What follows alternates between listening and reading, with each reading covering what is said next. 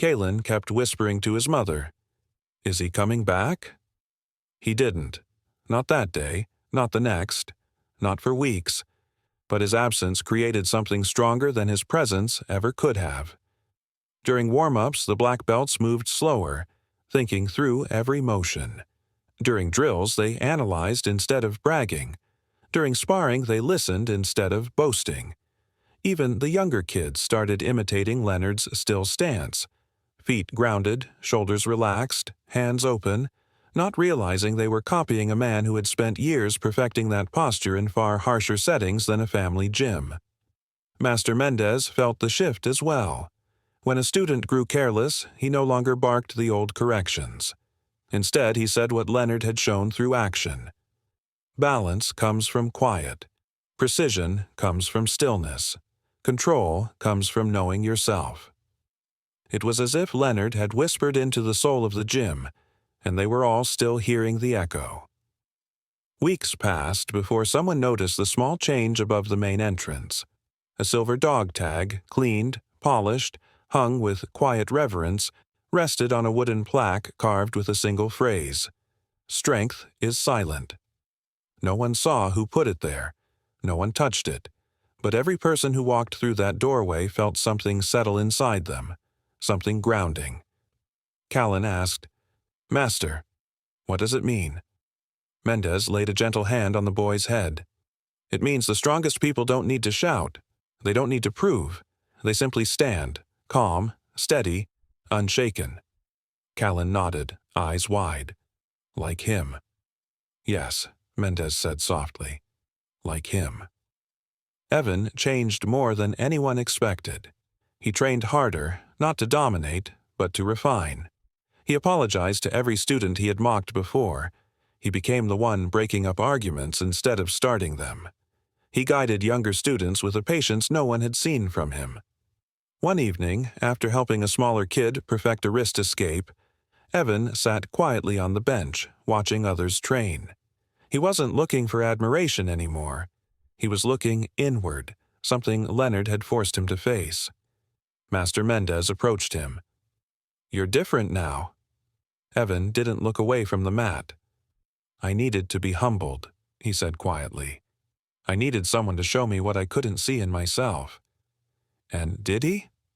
Evan nodded. "Yes, sir. More than I deserved." Mendez placed a hand on his shoulder. "Then honor him. Be the man he believed you could become." Evan swallowed hard, determination filling his eyes. "I will." Sometimes, late at night, a few neighbors spotted a quiet figure walking past the gym, hands in his jacket pockets, shoulders slightly hunched from years of carrying things heavier than gear. Leonard Rhys never entered, never paused, never acknowledged his influence. He simply walked by, like a ghost revisiting a battlefield long after the war ended. Some nights, Harold Pierce, the older veteran with the cane, sat on the bench outside the gym, watching the sidewalk. Once in a while, he'd see that silhouette pass. He would straighten slightly, tapping his cane softly in silent respect. He never called out. Leonard never stopped. Men like them understood something unspoken. Some legacies are left quietly. For those who were in the gym that night, the memory stayed etched inside them, etched deeper than the mat beneath their feet, deeper than the bruises that faded. A story they carried privately, of a man who arrived unnoticed, stood quietly, moved like water, revealed nothing, and changed everything. The gym lived differently because of him. Not louder, not harsher, but humbler, sharper, more aware. When someone asked Evan months later, "Who was that old guy, really?" Evan didn't hesitate. "A reminder," he said. "A reminder that the strongest person in the room doesn't need noise or pride or trophies." He looked at the plaque above the door. "He just needs silence and purpose." And so the gym moved forward. Better, quieter, more human. Because one day, a man named Leonard Rhys walked in to find peace, and left behind something greater, a standard, a mindset, a legacy born from stillness. The Redwood Martial Arts Academy was always busiest on Saturday mornings. Parents filled the folding chairs that lined the right wall, chatting lightly while their children warmed up on the mats. The air smelled of disinfectant, lacquered wood, and the faintest trace of sweat that never truly left the building. Belts of every color dotted the floor, white, yellow, green, brown, and among them moved a knot of black belts who liked their voices loud and their confidence louder. At the far end of the gym, near the shoe rack where scuffed sneakers sat piled on top of one another, an old man stood quietly. His name was Leonard Rhys, though not a single person in the room knew it yet.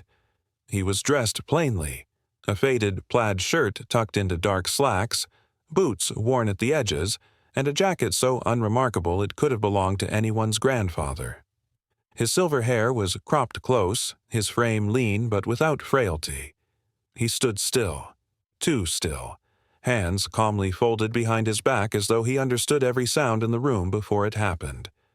No one paid attention to him at first. Why would they?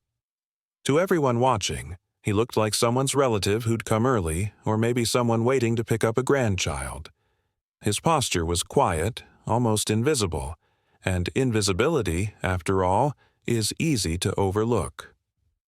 At the center of the mat, Evan Brandt, a 22-year-old black belt with more swagger than wisdom, strutted among his friends.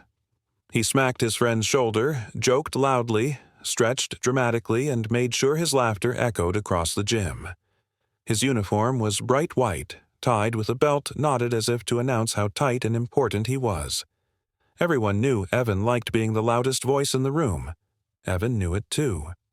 While students practiced their front kicks in neat rows, Evan's group leaned against the punching bags, bored and restless. His eyes drifted to the old man by the wall, and a grin crept onto his face, sharp, careless, youthful. He nudged one of the other black belts. "Hey," Evan whispered loudly enough for half the room to hear. "Who let Grandpa wander in here? He lost or something?"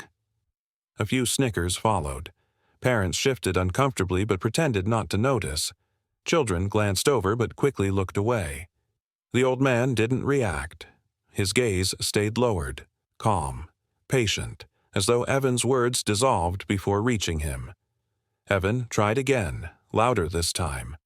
"Sir, you here to pick someone up? Or just watching us in case we fall and break something?" More laughter, sharper this time, the kind that tries to force itself into importance. Still, Leonard Rhys did not move. He didn't glare, didn't smile, didn't even pretend to be offended. He simply observed, unblinking, unshaken. His presence was quiet, but the quiet felt heavy, though no one could have explained why yet.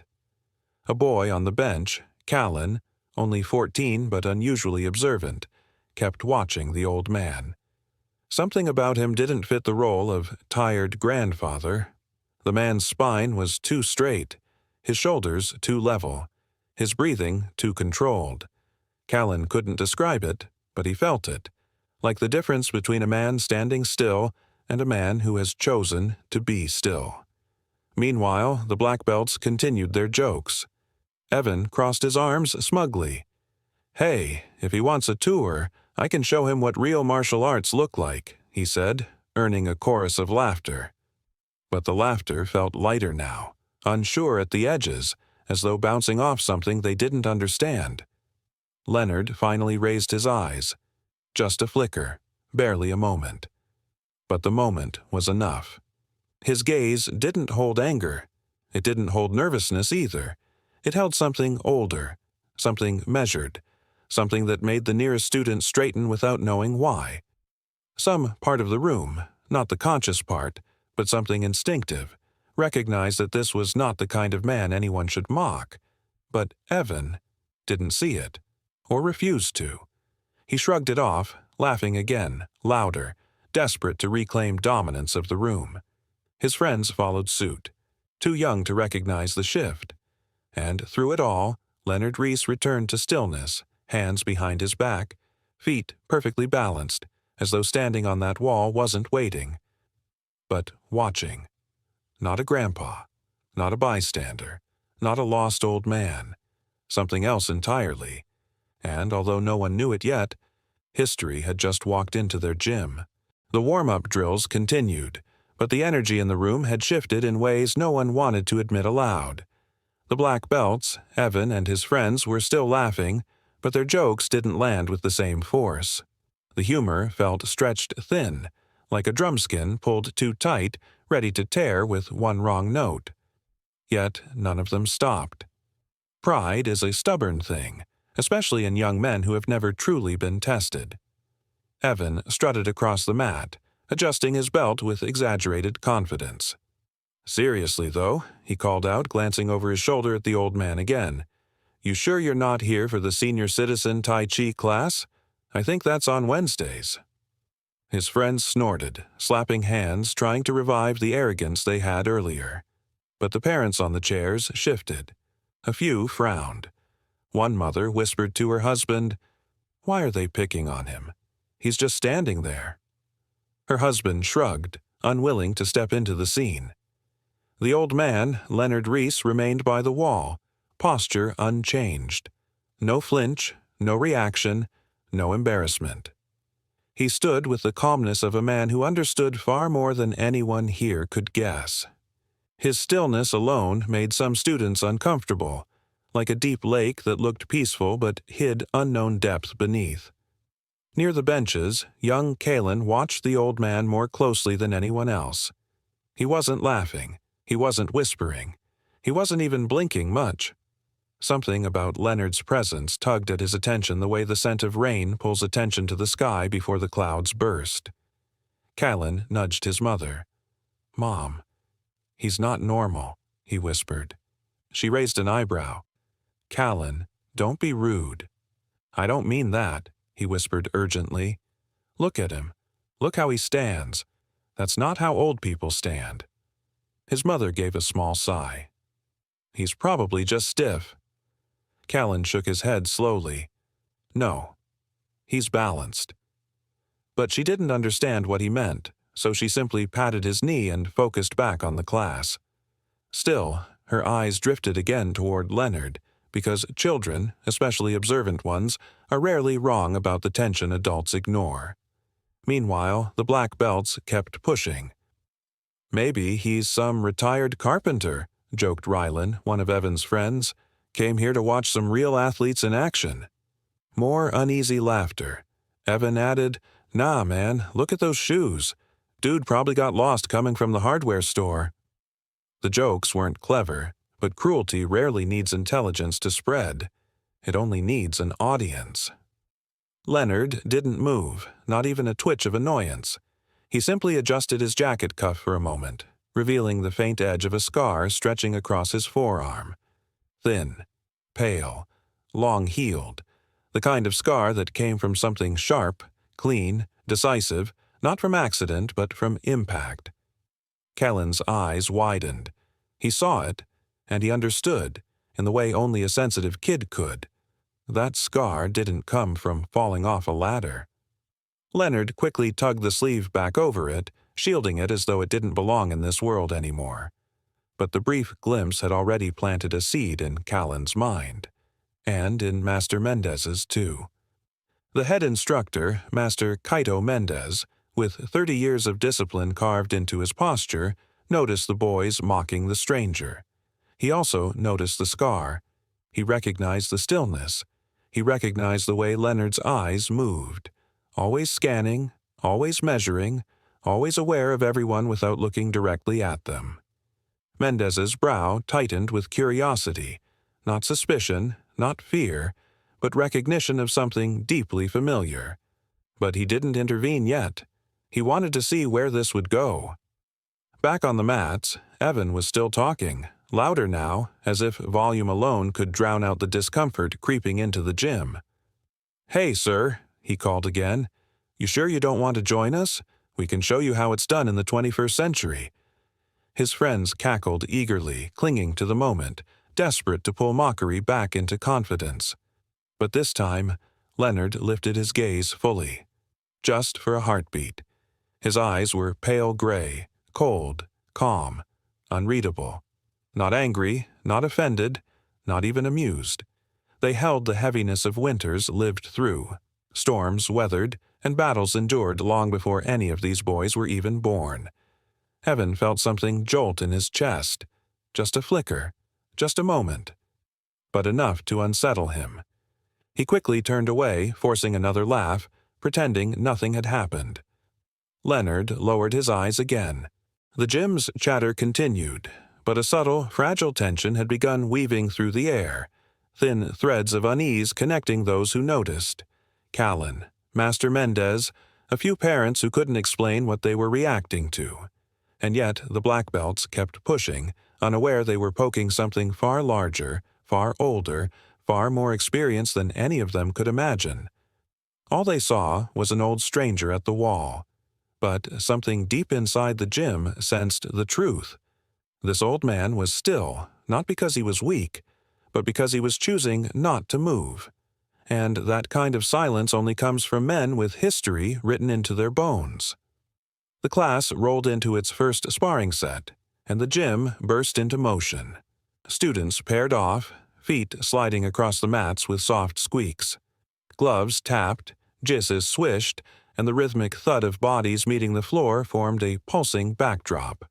Parents leaned forward, watching their children with the intensity only a parent can summon, while the black belts congregated at the center like they owned the territory. Evan Brandt strutted across the mat with the swagger of someone who believed he couldn't be touched. His friends orbited around him, laughing loudly enough for spectators to hear. They weren't sparring to improve, they were performing, showing off, making their presence louder than everyone else. Master Mendez called for a demonstration. Evan's grin widened instantly. "All right," he said, rolling his shoulders. "Let me show the little ones how it's done." He picked Rylan as his partner, a tall but slightly sloppy black belt whose strength often made up for his lack of precision. The two stepped into the center, bowing with the arrogance of men who didn't understand humility yet. Evan smirked and gestured dramatically. "Watch and learn." The kids gathered closer. Even the parents stopped their conversations. Rylan reached for Evan's wrist with an exaggerated attack, a show move, something meant to dazzle, not teach. Evan countered with a sweep, but his footing was off by an inch. Only an inch. Enough that the control he pretended to have wasn't truly there. It was the kind of micro-mistake only someone with years of real, grounded survival training could spot. Leonard Rhys saw it instantly. His gaze lifted from the floor, following the movement with quiet calculation. He didn't look impressed, didn't look critical. He looked aware, like someone reading the wind before a storm. Rylan pushed forward again. Evan attempted a flashy throw, twisting with too much force, leaving his right elbow hanging open, a dangerous habit masked by ego. The crowd didn't notice the technical flaw. They only saw speed, power, theatrics. But Leonard saw the imbalance. He saw the exposed limb. He saw the pride. He saw the danger. Rylan stumbled slightly, his balance wavering. Callan, still watching from the bench, leaned forward. He noticed it too. Not the technical details he noticed Leonard noticing. The room tightened around the moment. Evan, sensing eyes on him, shouted for effect. He didn't stand a chance. His friends cheered. Then, for the first time since he entered the gym, Leonard spoke. His voice was soft, calm, almost reluctant. "Your elbow's open." Just 3 words. 3 gentle, unthreatening words, but they sliced through the room like a silent blade. Every black belt turned. Rylan froze mid-movement. Evan's grin cracked at the edges. "What?" Evan blurted out, trying to mask the tremor in his tone. Leonard didn't repeat himself. He didn't explain. He simply let the words settle into the air, then lowered his gaze again as though the moment belonged to someone else. But the moment didn't belong to someone else. It belonged to him. Rylan, curious, almost amused, tested the correction. Just a slight shift, a change of angle, a nudge of force. Evan's unsupported elbow buckled instantly, and in one smooth motion, Rylan flipped Evan clean onto his back. A loud thud cracked across the gym. Children gasped. Parents leaned forward. Evan's friends dropped their smirks. This wasn't luck. This wasn't a fluke. This wasn't chance. The correction had been too precise. Rylan blinked in surprise, murmuring, "I didn't think that would work." Evan scrambled up, face flushed, anger climbing into his jaw like heat rising through a furnace. He brushed off his uniform aggressively, refusing to look at the old man. "You," he pointed, breath sharp, "keep your comments to yourself, old man." But no one laughed with him this time. Not one. Even the youngest white belts turned their heads toward Leonard, a stranger who had spoken once, softly, and shifted the entire atmosphere. Master Mendez watched with narrowed eyes. He had taught hundreds of students, seen thousands of mistakes, corrected countless forms. But he had never seen someone spot a technical flaw from across the gym in 3 seconds without even trying. He knew exactly what that meant. Experience. Not dojo experience, not sport training, but something much harder, much older, much quieter. Callan whispered to his mother, barely audible but trembling with conviction. "Mom." He didn't guess. He knew. The room was strangely silent now, not uncomfortable, alert. Evan tried to reset the mood. "Lucky throw," he muttered, waving off Ryland's win. But his voice shook. Barely. Just enough that even his closest friends heard it. Leonard didn't move from his place. He didn't step forward, didn't gloat, didn't change expression. He simply folded his hands again, posture straight, breath measured, eyes distant. And somehow, his silence felt louder than Evan's entire performance. The gym didn't know it yet, not fully, not consciously, but something fundamental had shifted, because a man who says nothing and corrects everything is a man who has lived through things no one here could begin to imagine. And with one gentle sentence, Leonard Rhys, still anonymous to them, had revealed just a sliver of who he truly was. A sliver was all it took to change everything. The moment after Evan hit the mat lingered in the air longer than it should have. It wasn't just embarrassment anymore. It wasn't even frustration. It was something heavier, a tension that pressed against everyone's rib cages as if the gym itself had stopped breathing. Students returned to their drills, but their eyes kept darting, toward the old man by the wall, toward Evan, back again, trying to make sense of something their young minds couldn't name. Evan tried to shake off the embarrassment with forced laughter, but the sound rang hollow. His friends echoed it, but their eyes didn't match the sound. Pride makes boys loud, but insecurity makes them quieter, and the quiet had begun creeping in. Leonard Rhys hadn't moved. Not a step, not a twitch. He merely clasped his hands behind his back again, returning to that unnerving stillness that didn't look passive. It looked intentional, deliberate, like a man standing guard over something only he understood. Master Mendez stepped forward, adjusting a child's belt while subtly watching Leonard from the corner of his eye. He recognized that posture. He had trained under instructors who moved like that, men who came from places where silence wasn't peace but preparation. But Mendez didn't interrupt. He wanted to see what came next. Evan, flushed and furious, marched toward the center again, trying to wrestle back control of the room. "All right," he barked to his friends, voice too sharp to hide the tremor beneath. "Enough warm-up. Let's keep going. Marcus, you're next." He spoke loudly on purpose, trying to drown out the echo of Leonard's quiet correction. Marcus approached, hesitant for the first time. He bowed, then glanced sideways at the old man. Not mocking, not curious, something closer to caution. His body tensed in ways he didn't understand, as if instinct warned him to move more carefully now. Evan threw himself into the next demonstration with exaggerated force. Every strike he made was louder, every sweep more aggressive, as though volume might erase the earlier mistake. But his movements were unfocused, sloppy under the surface, driven by ego instead of technique. And Leonard just watched, not judging, not reacting, just watching. His eyes followed every shift of weight, every imbalance, every weakness in Evan's stance. He didn't glare or smirk, he observed with the calm patience of someone who'd spent years reading bodies under far greater pressure than a padded dojo floor. Callan, on the bench, saw it all. Evan's frantic movements, Leonard's stillness, the way the room reacted without realizing it. He whispered under his breath, "He's not scared. Not even a little." His mother shushed him, but her gaze lingered on Leonard, drawn to that strange, quiet gravity. On the far right, a retired police officer named Mr. Halden Pierce, broad-shouldered, gray-haired, carrying the posture of someone who once commanded respect, leaned forward. His eyes narrowed as he examined Leonard's stance. He had seen that kind of balance before, on men who'd returned from operations they never spoke about. Evan attempted a high throw to impress the room, but Marcus regained control easily and put him down harder than intended. When Evan hit the mat, the noise was louder than the reaction that followed. No laughter, no cheers, just the soft rustle of jizz and the rise and fall of tense breaths. Evan's face twisted with anger.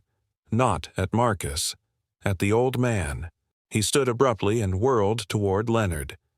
"You got something to say?" he snapped. Several parents straightened in their seats. A few gasped quietly. Even the children sensed the wrongness of the moment. Leonard lifted his gaze slowly, meeting Evan's eyes with a calm so heavy it felt like stone. No anger, no fear, no challenge, just a level, steady acknowledgement, like a man who had been confronted by far worse and had survived too much to waste energy on arrogance. His voice came low, even, controlled. "No." Just one word, soft, but sharp enough to cut the air cleanly in half. But silence carried the weight. Not the word. The silence afterward was suffocating. Evan held Leonard's gaze for a second too long, a second that exposed everything. His confusion, his bruised pride, his fear masquerading as strength. And Leonard didn't break eye contact, not in aggression, but with the kind of patience that reveals a truth. This was not a man who bowed to ego. Evan looked away first, and the room felt that. The whisper that followed came not from a student but from a parent in the audience. "He's not scared of him at all." A few heads turned. Evan's jaw clenched so hard it trembled. He grabbed his water bottle and stormed to the mat's edge, muttering curses under his breath. His friends hovered near him, but their earlier laughter had died. Now they whispered, watched, worried. Marcus approached quietly, glancing once more toward Leonard before leaning toward Evan. "Dude, maybe leave it. He's just an old guy watching." Evan snapped back. "You saw what he did. He embarrassed me. He doesn't get to stand there correcting me." Marcus swallowed.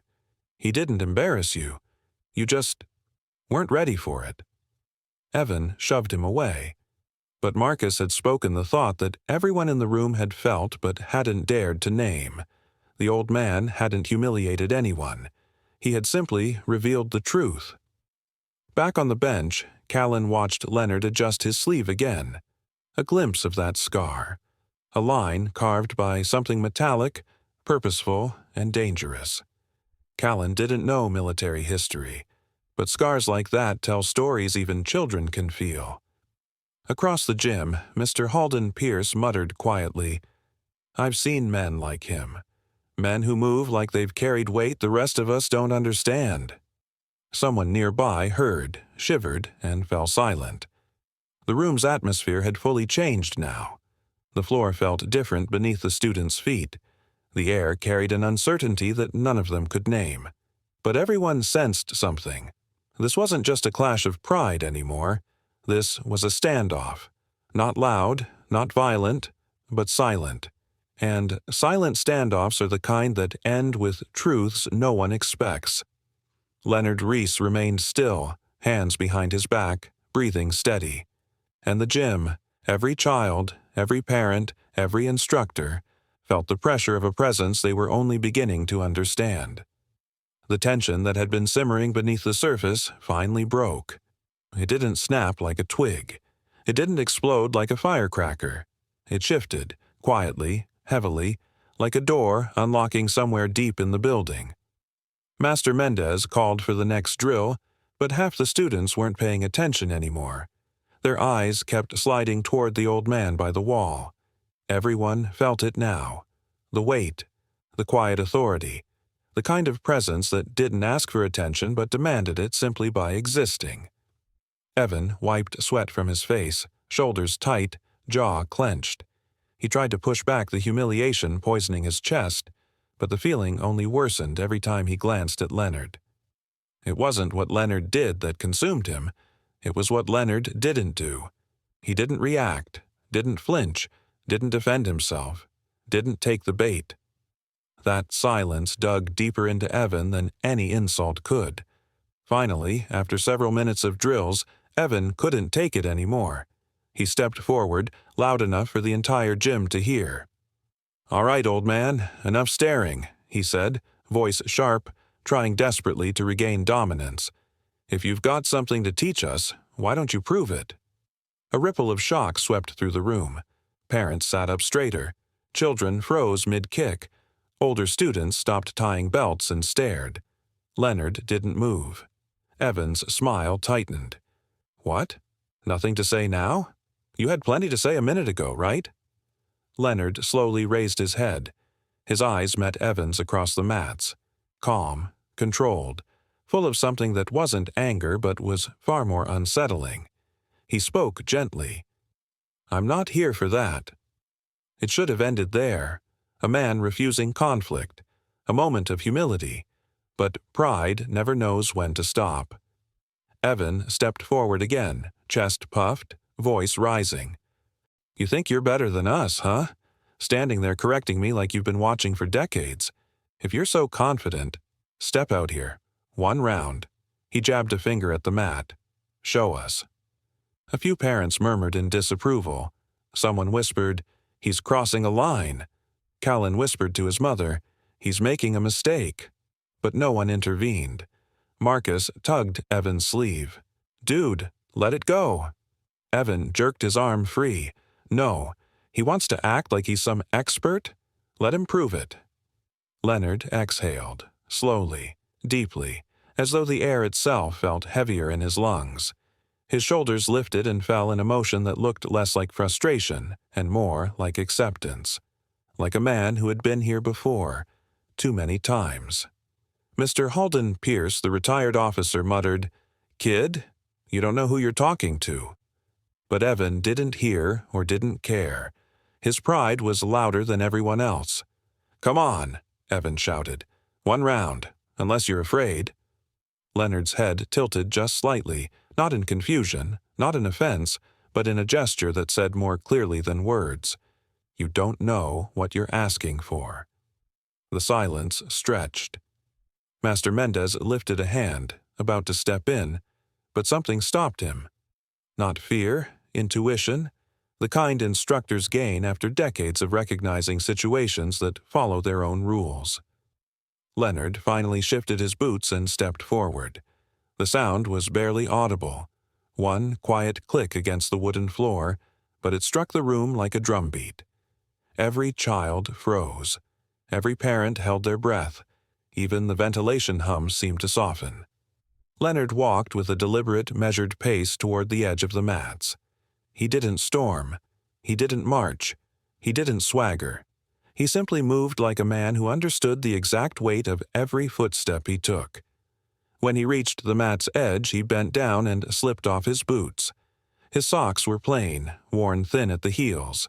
His movements were slow, respectful, like a ritual he'd performed hundreds of times in other places, far away from bright mats and shouting black belts.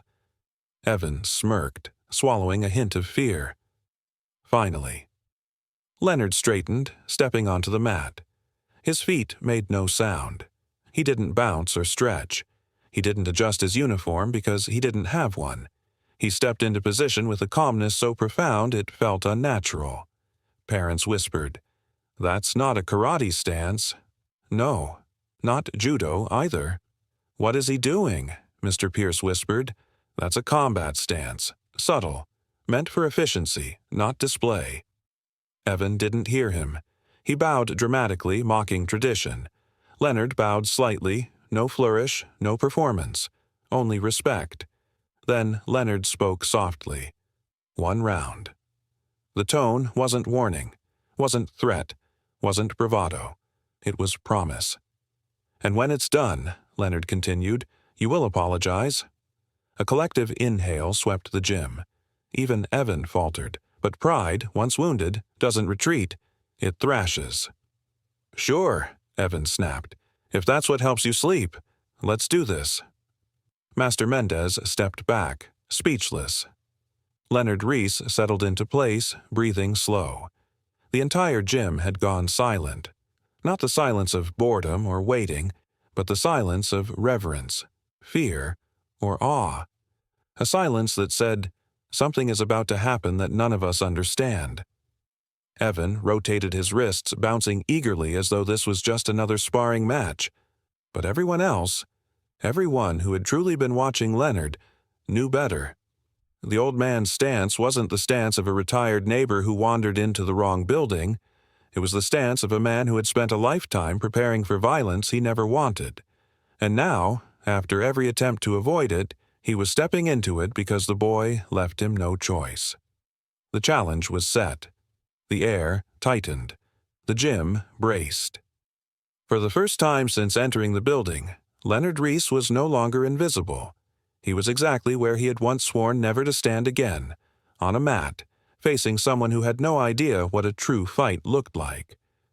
The air inside Redwood Martial Arts Academy had transformed into something almost physical, like a thick fog of anticipation hanging above the mats. Every parent leaned forward in their chairs. Every child sat frozen, legs tucked beneath them. Even Master Mendez, a man who had witnessed thousands of sparring rounds, felt something unfamiliar tighten in his chest. Evan Brandt strutted into position, rolling his shoulders, stretching his neck side to side, trying to amplify his confidence in front of the gathered crowd.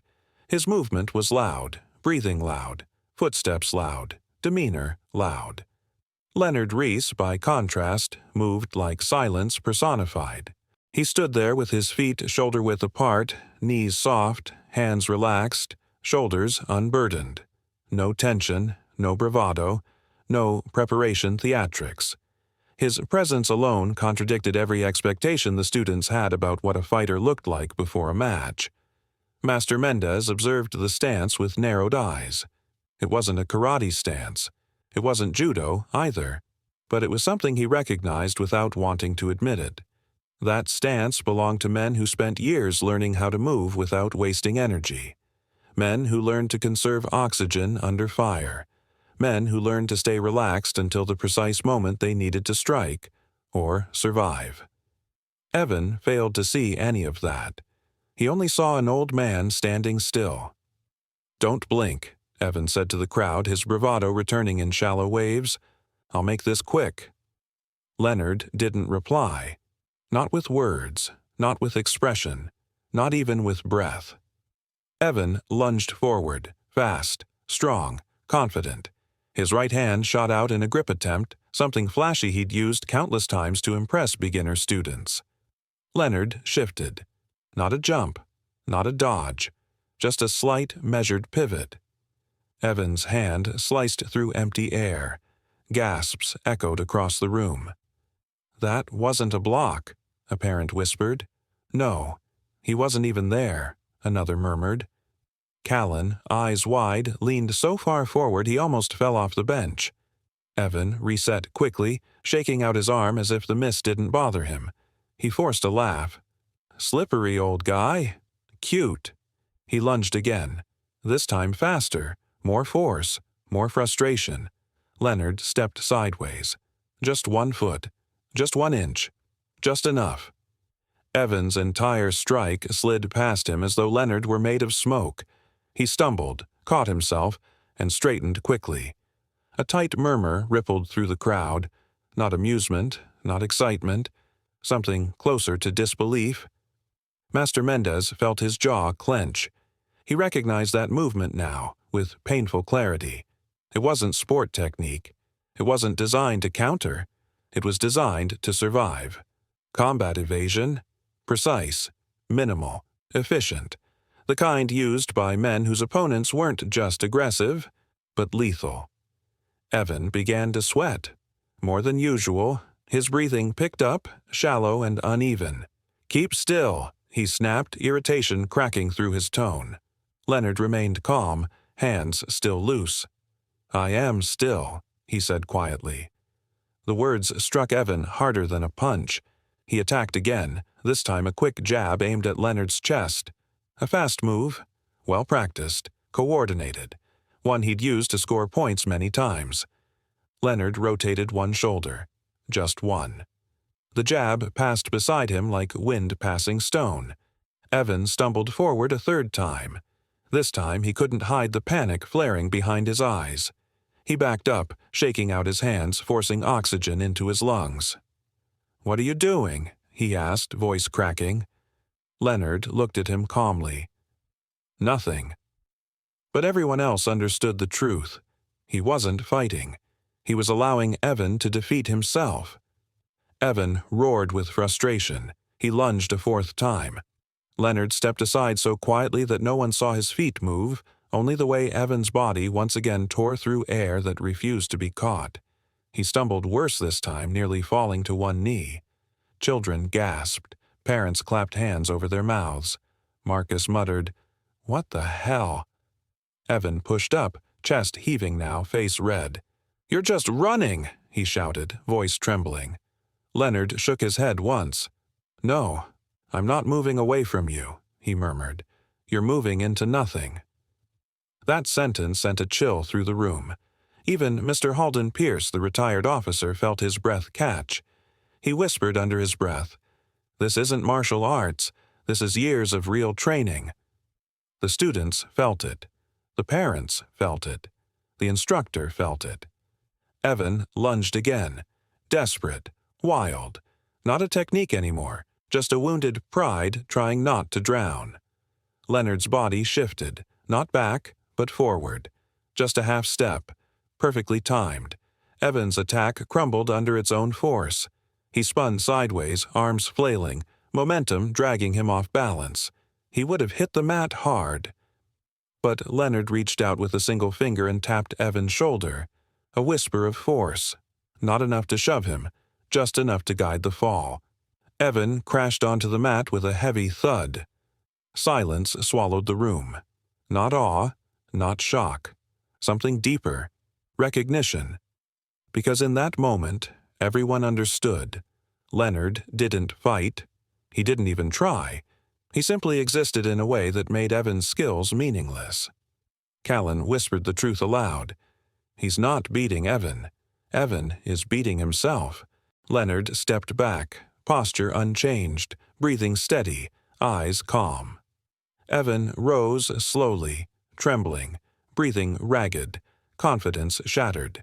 He had thrown every move he knew. He had shown every ounce of power he had. He had displayed every skill he'd ever learned. And the old man hadn't even broken a sweat. The fight wasn't over. Not yet. But the room already knew the outcome. Because sometimes the most dangerous man in the room is the one who doesn't need to fight. And Leonard Rhys had just proven that without lifting more than a finger. Evan pushed himself up from the mat, palms trembling, his breath coming in ragged bursts. Sweat rolled down his temples, gathering at his jaw before dripping onto the floor. His chest rose and fell in short, uneven bursts. Nothing like the confident breathing of a trained black belt in control of a match. He tried to mask it, forcing his shoulders back, jaw clenched, eyes hardened. But the tremor in his hands betrayed him. All around them, the gym sat frozen, mouths slightly open, bodies leaning forward, a collective stillness that felt as heavy as cement. Leonard Rhys hadn't moved since Evan fell. Not a step, not a twitch. He simply watched with the calm patience of a man who had seen storms far worse than a young fighter's tantrum. "Again," Evan growled, tightening and releasing his fists like a man convincing himself he still held control. Leonard said nothing. Evan lunged. This attack wasn't sloppy, it was angry. A wild hook thrown with all the power he could muster. A swing meant to reclaim pride. A swing meant to prove youth beats age, strength beats stillness. But Leonard didn't block, didn't counter, didn't even raise a hand. He simply shifted. A simple rotation of his torso like someone adjusting their coat. Evan's fist slid past the air where Leonard had been a heartbeat before. Evan stumbled again, his footing lost, his stance shattered. But before he could fall, Leonard's hand extended. 2 fingers. Just 2. They touched lightly between Evan's shoulder blades. A gentle nudge. A whisper of pressure. And Evan dropped to his knees as if gravity had suddenly multiplied. A gasp rippled across the gym. Sharp, collective, stunned. That was nothing, one parent whispered. He didn't even touch him, another murmured. Marcus, standing with the other black belts, whispered, "He's not moving normal. He's reading him." Leonard stepped back again, calm and still. Evan rose quickly, fueled not by confidence but humiliation. His face was flushed, his breath desperate. He no longer moved like a fighter, he moved like a man drowning in a current he didn't understand. He charged again. Another wild strike. A frantic attempt. Leonard didn't evade this time. He stepped into the strike. The room froze. Evan's arm passed beside Leonard's body, directed away as though guided by invisible hands.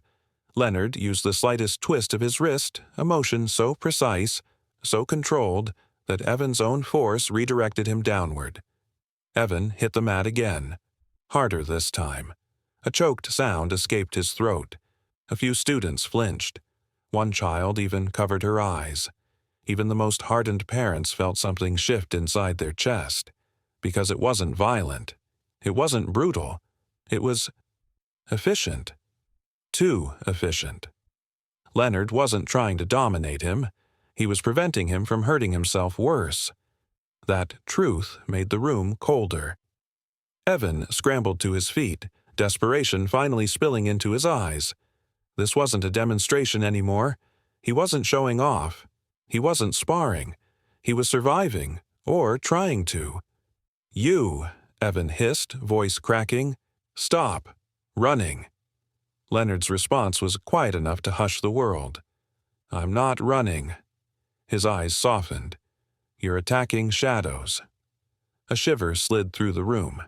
Even Master Mendez felt it, felt that deep understanding in Leonard's tone. The old man's movements weren't meant for display. They weren't meant to impress. They were meant to end danger with the least force possible. The signature of real combat training. Decades of it. Halden Pierce, the retired officer, whispered to the parent beside him, "That's battlefield movement, not dojo movement. He's controlling the kid without hurting him. That's how professionals work." Evan heard none of it. He shook his head violently, blinking sweat away. "One more," he spat. "I'm not done." Leonard inhaled slowly, almost sadly. "I know." Evan rushed, a final desperate lunge, born not of skill but humiliation. A knee strike this time, fast, hard, reckless. Leonard met it with a single palm. Open, gentle, unhurried. He caught Evan's momentum and redirected it sideways with the slightest tilt of his wrist. Evan spun, lost balance, hit the mat with a hollow, echoing thud. This time he didn't get up immediately. He stayed there, stunned, breathing heavily, staring up at the ceiling like a man seeing something he'd never seen before. His own limits. Leonard stepped back once more. No aggression, no satisfaction, no victory, just quiet. Master Mendez looked at the old man with a mix of respect and unease. "That isn't martial arts," he murmured under his breath. "That's survival training." The students around him nodded without understanding. They felt the truth even if they didn't have the vocabulary for it. A small voice came from the bench. Callan. "He's not fighting Evan. He's stopping him." Evan slowly sat up, shoulders sagging, eyes wide. He finally understood. The old man hadn't beaten him with strength, hadn't defeated him with speed, hadn't overpowered him with age-defying skill. He had simply shown Evan the truth. A fighter is nothing when the opponent sees every move before it's made. The gym fell silent, sacred, reverent, breath suspended between shock and awe, because this wasn't a match. It was a revelation, and everyone, students, parents, instructors, knew that the old stranger standing barefoot on the mat was no stranger at all. Evan sat slumped on the mat, breath shaking, sweat dripping down his chin. His chest rose and fell in frantic waves, the kind of breathing that didn't come from exertion, but from realization. His eyes darted between Leonard's calm stance and the stunned faces around the gym. For the first time since stepping on the mat, Evan wasn't thinking about pride, or reputation, or dominance. He was thinking about fear, because nothing he had thrown, no punch, no kick, no lunge, had touched the old man. Not because Leonard defended himself, not because Leonard countered, but because Leonard simply wasn't there when the attacks arrived. It was like fighting smoke, or shadow, or memory. Leonard Rhys stood quietly, breathing evenly, hands still relaxed at his sides.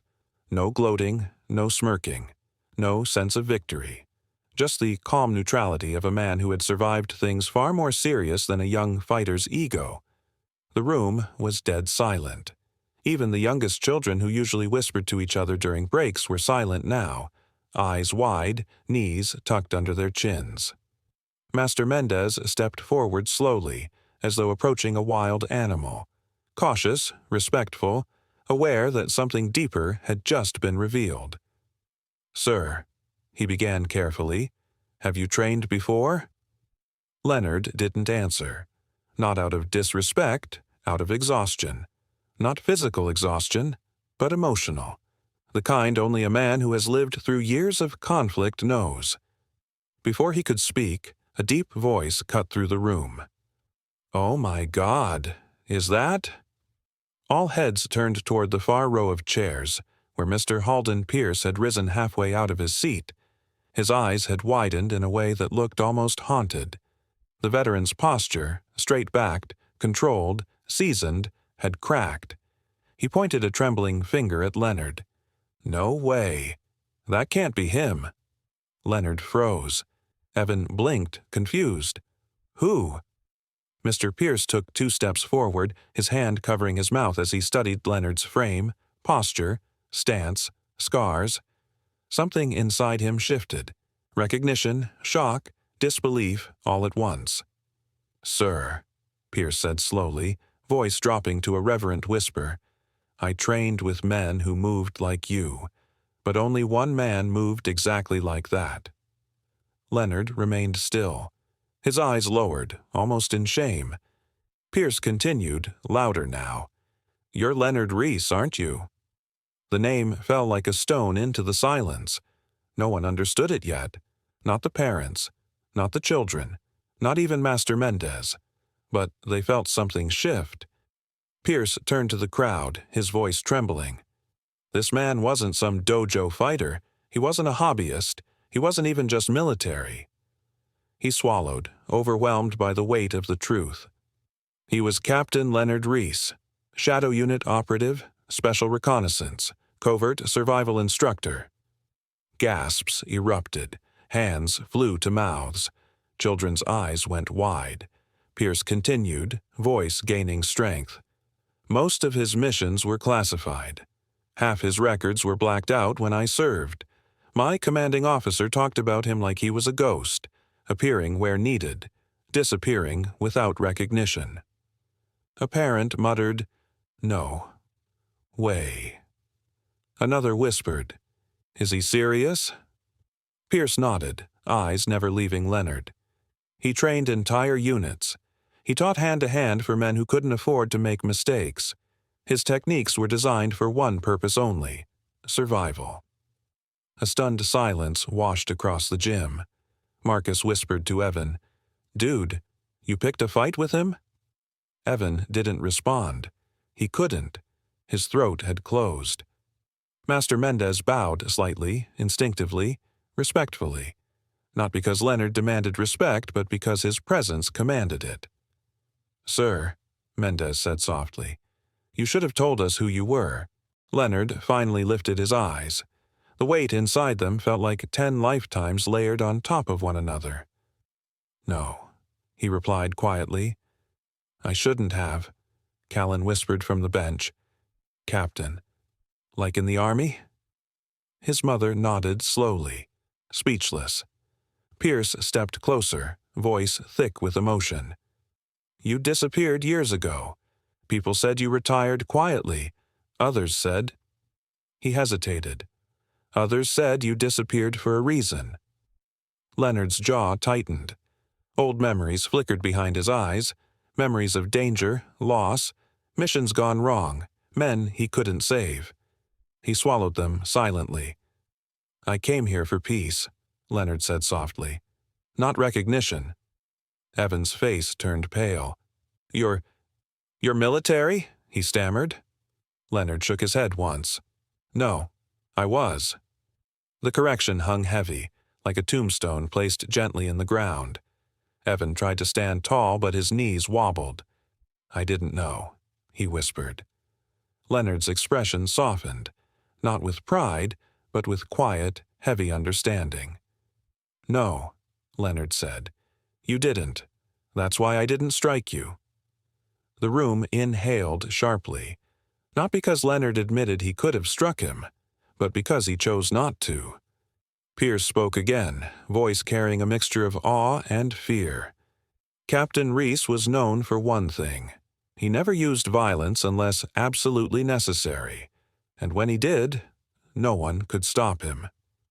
Every student's spine straightened. Every parent leaned forward. Even Master Mendez bowed deeper. Evan swallowed hard, and for the first time since stepping onto the mat, he bowed too. Not out of respect for authority, not out of humiliation, but out of realization. Leonard Rhys wasn't just an old man by the wall. He was a man who had lived through storms none of them could fathom, a man who could have crushed Evan in seconds, a man who chose restraint over dominance, a man who held power so quietly it terrified everyone in the room. The truth wasn't just known, it was felt. Leonard Rhys had entered their gym as a nobody, but now the entire academy knew. A legend had been standing in their corner all along. The gym stayed frozen long after the truth settled. Not a single student moved. Not a single parent whispered. Even the hum of the overhead lights seemed softer, as if the building itself understood it had witnessed something it shouldn't interrupt. Evan stood there, shoulders sagging, pride stripped completely, face flushed and pale all at once. He stared at Leonard the way someone might look at a storm they had walked into thinking it was a puddle. He swallowed once, twice, but the lump in his throat refused to go down. His voice, when it finally emerged, cracked like a branch bending under too much weight. "Sir, I'm sorry." Not a muttered apology tossed out to save face, not a rehearsed line meant to calm the room, but a confession, a genuine, shaken admission.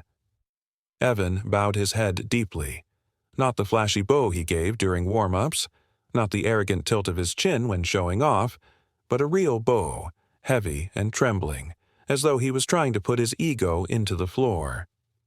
"I disrespected you," he continued, words stumbling out. "I mocked you. His voice broke. He wiped his face quickly, pretending it was sweat, but everyone knew it wasn't. Leonard remained still, quietly watching. He didn't step forward. He didn't extend a hand. He didn't speak immediately. And somehow, that made the room lean in even more. Finally, Leonard exhaled, a slow, steady release, like he was letting go of something far older than the boy in front of him. "You fought because you wanted to be seen," Leonard said softly. "But strength isn't proven through force." Evan nodded quickly, shame flooding his expression. Leonard stepped closer, only a single step, but it felt like the world tightened around it. Evan straightened instinctively, not in defense, but in reverence. "You're talented," Leonard continued. "Fast, strong, determined." Evan blinked, surprised. Praise was the last thing he expected. But talent without humility. Leonard paused, letting the silence complete the sentence. Evan finished it himself, whispering, "Becomes arrogance." Leonard nodded once. A few parents exchanged looks. Even the most experienced students felt the weight of the lesson. The gym had been a place of drills and sweat before, but now it felt closer to a sanctuary where truths were spoken and heard. Master Mendez stepped forward, placing a hand on Evan's shoulder, not to scold, but to steady him. "Son," he said quietly, "do you understand why you lost today?" Evan opened his mouth automatically, ready to blame speed, experience, age difference. But the answer came from somewhere deeper. "I wasn't fighting him," Evan said. "I was fighting my own ego." Mendez nodded. And? He didn't fight me at all. He just showed me who I really am." Those words echoed in the gym like a bell being struck. Several parents inhaled sharply. Even Mr. Pierce closed his eyes, moved by the realization. Leonard studied Evan, not with judgment, but with the calm gaze of a man who had seen hundreds of young fighters learn the same painful lesson in far harsher places. "You made a mistake," Leonard said, "but mistakes shape us more than victories." Evan looked at him, eyes shining with a vulnerability the gym had never seen in him. "I want to learn," he whispered. Leonard paused. For a moment he looked away, toward the mats, the lights, the walls, as if remembering all the years he spent training others in places where learning was born out of necessity, not choice. Places where teaching meant preparing young men to survive nights they might not return from. He closed his eyes briefly, then opened them again. "I won't teach you combat," Leonard said quietly, "but I can teach you something better." Evan's breath caught. "What's that?" "Disciplined stillness." The crowd didn't quite understand, but Master Mendez's eyes widened. He bowed his head respectfully. "That," Mendez murmured, "is the foundation of every master." Leonard took one small step toward Evan until they stood a few feet apart. "There's a difference," Leonard said softly, "between standing still and being at peace." Evan nodded slowly, absorbing every word. Leonard continued, "When you stop trying to win, you begin to see. When you stop trying to prove, you begin to grow. And when you stop trying to be stronger than others, you become stronger than yourself." A deep silence followed, one that settled over the room like a blanket. Evan wiped his face again, steadied his breathing, and bowed once more, lower this time, deeper, with sincerity that resonated across the entire gym. "Thank you, sir." Leonard inclined his head slightly in return. He didn't bow back. He didn't need to. Respect had already been exchanged, not through formality, but through humility. From the bench, Callan whispered, "Mom, I want to learn how to stand like him." His mother squeezed his shoulder, eyes still fixed on Leonard. "I think everyone here does," she murmured. Even Ryan's friends, boys who had laughed, mocked, swaggered, now stood quietly, heads lowered, their arrogance shattered, rebuilt into something softer, humbler. Leonard stepped back toward the wall, the same place he had stood unnoticed at the start of the day. But no one overlooked him now. Every pair of eyes followed him. Every student straightened. Every parent sat taller. Respect wasn't asked for. It was earned, quietly, silently, completely. Evan turned to Master Mendez, voice still shaking. "Master," he said softly, "may I train extra this week?" Mendez placed his hand firmly on Evan's shoulder. "Yes," he said, "but this time, we train differently." The lesson wasn't about combat anymore. It was about character. And Leonard Rhys had just changed the entire gym without throwing a single punch. The next morning, The gym felt different, so different that even the children sensed it before their parents did. The same mats were laid out, the same air carried the faint smell of sweat and disinfectant, the same sunlight streamed through the tall windows. Yet something invisible hung over the room, something left behind from the night before. Students entered quietly, each looking around as if expecting someone to step out of the shadows. Even the loudest, most energetic kids, those who usually turned water breaks into mini wrestling matches, walked softly, voices lowered, movements deliberate. Evan was already there. He had arrived before dawn, sweeping the mats, aligning the pads, wiping down the benches. He had done it in silence, not because he was told, but because something inside him demanded that he earn back what he had lost. When Master Mendez entered, he paused at the doorway, watching Evan work. For years, Mendez had tried to teach humility through drills, speeches, consequences, but nothing had ever shifted Evan like one silent encounter with Leonard Rhys. "Good morning, son," Mendez said quietly. Evan straightened quickly. "Good morning, sir." Mendez studied him, the lowered gaze, the softened shoulders, the way he carried himself with a quiet awareness instead of cocky swagger. "You slept at all?" Mendez asked.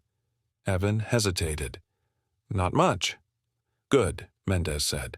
"Today we build from humility, not from pride." Evan nodded hard, but even as class began, there was one question in everyone's mind. Where was Leonard Rhys? Students kept glancing toward the door. Parents kept shifting in their seats. Callan kept whispering to his mother, "Is he coming back?"